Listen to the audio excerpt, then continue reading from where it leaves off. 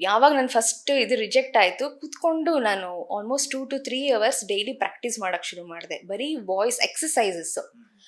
So ಒಂದಷ್ಟು ಒಂದು 100 exercises ಇಟ್ಕೊಂಡಿದ್ದೆ. ಡೈಲಿ ಅದನ್ನು ಪ್ರಾಕ್ಟೀಸ್ ಮಾಡೋದು, ಮಾಡಿ ಮಾಡಿ ಮಾಡಿ ನನ್ನ ವಾಯ್ಸ್ ಕಲ್ಚರ್ ಮಾಡಿಕೊಂಡೆ. ಎಷ್ಟೋ ಜನಕ್ಕೆ ವಾಯ್ಸ್ ಕಲ್ಚರ್ ಅಂದರೆ ಏನು ಅಂತ ಗೊತ್ತಿರೋದಿಲ್ಲ.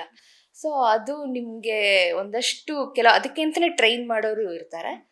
ಜೊತೆಗೆ ನಾನು ಮಾಡ್ತಾ ಬಂದಿದ್ದು ಹಳೆಯ ಸಾಂಗ್ಸ್ಗಳು ಪ್ರಾಕ್ಟೀಸ್. ಮತ್ತು ಎಸ್ ಜಾನಕಮ್ಮ ಅವ್ರದ್ದು, ಲತಾ ಮಂಗೇಶ್ಕರ್ ಅವರು, ಆಶಾ ಭೋಸ್ಲೆ, ವಾಣಿ ಜಯರಾಮ್, ಎಷ್ಟೋ ಜನ ಸಿಂಗರ್ಸು. ಮೇಲ್ ಸಿಂಗರ್ಸ್ ಬಂದರೆ SPB ಸರು, ಯೇಸುದಾಸ್ ಸರು, ಇದನ್ನೆಲ್ಲ ಹಾಡು. ಯಾಕಂದರೆ ಅವ್ರು ಹಾಡ್ತಿದ್ದಂಥ ರೇಂಜ್ಗಳಾಗಲಿ, ಆ ಸಂಗತಿಗಳು, ಪಲ್ಕಗಳಾಗಲಿ, ಅದನ್ನೆಲ್ಲ ನಾವು ಪ್ರಾಕ್ಟೀಸ್ ಮಾಡಿದಷ್ಟು ನಾವು ಇನ್ನೂ ಇವಾಗ ಕಂಟಿನ್ಯೂಸ್ ಆಗಿ ನಾನೊಂದು 3 ದಿನ ಬರೀ ಎಸ್ ಜಾನಕಮ್ಮ ಅವ್ರ ಸಾಂಗ್ಸ್ ಹಾಡಿದೆ ಅಂದರೆ 4ನೇ ದಿನಕ್ಕೆ ನಾನು ಅದು ಔಟ್ಪುಟ್ಟೇ ಬೇರೆ ಇರುತ್ತೆ.